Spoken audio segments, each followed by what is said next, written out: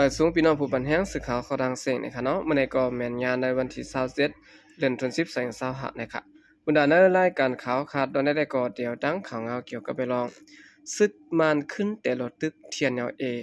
ที่น่าจะเว้งนำตูเทียงนะคะเดี๋ยวดังข่าวเงาในเสียวก็มาพักตอนวันพี่น้องเขาก่อนนะฮะเนาะพลังของสิซึกมาในเอาโดรนปล่อยหมากใส่วานมานดีสิแลภายลูกไม้แปดขึ้นกำพองในปืนเตียนเทียนแนวเขากุมกำนะคะยันต้นของสิซึกมันเอาหมากลงปล่อยสวานมันดีอันมีดีแลดินจับสิเวงสีปออันของสิซึกมันขึ้นกุ้มกำไรนั่นแหละเวงนำตัวอันเทียนเอาตึกกุ้มกำไว้นั่นสิและเฮ็ดให้เคลื่อนเยก้นวานกำพองไหลถูกไพ่ไม้แปดวันนี้ค่ะ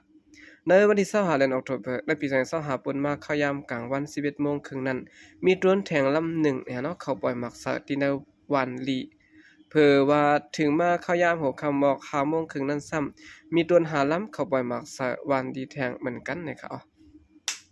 เมื่อเข้ายามกลางนั้นโดรนมาปล่อยหมากสตา3ลูกแตก2ลูกกล้วยค่ะตาลูกนึงได้ก็อ่ำไปแตกเมื่อยามหัวค่ำได้มาปล่อยหมากสแทงไพ่ลูกไม้8กำพองเขาเมื่อกลางนั้นได้ก็ตึงหญ้าขึ้นหลังนึงค่ะคนมนุษย์พื้นที่10 ดาดนี่นั่นแหละยันเบิดถูกต้นของสิซึกมันปล่อยหมากสาและลองดูซูมเฮิรนเยมีกะหือในนั้นได้ก็อ่ำไปหลายหุดซ้อมลอกลายโหย่อยมันนะครับ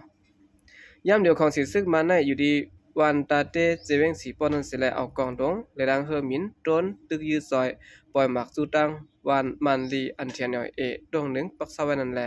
ยามเดียวในก้นวันลีกำบันน้ำไหลอ่อนกันเงื่องปลายเพซึกหาติดอดเพไว้นะครับมันลีในเป็นวันนั้นใต้แลตังลอยตางอยู่เศร้าห่มกันไว้สิแลกำบันน้ำได้ก็เปลี่ยนเจ้าคือตางมันลีในไว้เสียซึกลอยตางกุ้มกำไหลยาวไหลถูกของสิซึกมันเอาเฮอมินปล่อยหมากใส่ตัด3ปอกนะครับไว้เสียซึ่งมันเขากุ้มกำไรขึ้นจะเว้งสีปอกเมื่อวันที่18เดือนออกตุลาคมนั้นยาวของสีซึกมันจางเด10ขอดตึกเทียนใหญ่ตั้งเว้งนำตูแทงมีรองลามขัดไว้นั่นแหละโอเคนี่ก็เป็นเงาลายของสีซึกมันเนี่ยเนาะยังตึกแคนซึกลึกตึกเทียนใหญ่เขาละลายพื้นที่อยู่นะครับโอเคกำเรื่องสนก็ยินจมนับยามของมันถึงพี่น้องผู้กำแถมปัญหาของรังเสียงอยู่เขายินจมนับยามมีน้ำเสกเข้าใจก็เดียสงค่ะ